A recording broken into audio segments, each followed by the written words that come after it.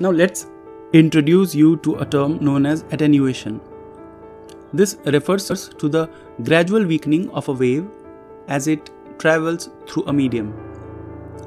This loss of signal occurs due to either absorption or scattering or reflection by the various atmospheric particles or gases or surfaces.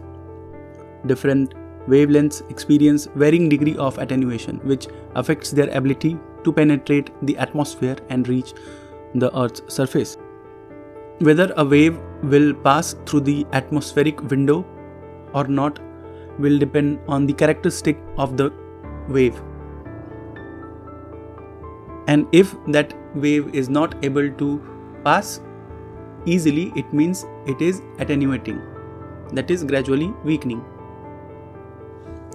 Here is a graph that shows the attenuation. So we can clearly see that the wavelengths of ultraviolet, visible and infrared are getting attenuated by the atmosphere, whereas in the microwave region we can see that the attenuation is very minimum. Therefore, this can penetrate clouds, smoke, etc., which will again make them ideal for the remote sensing applications, particularly in the hydrology, Earth's observation and weather monitoring. So another term which we have used is an atmospheric window. So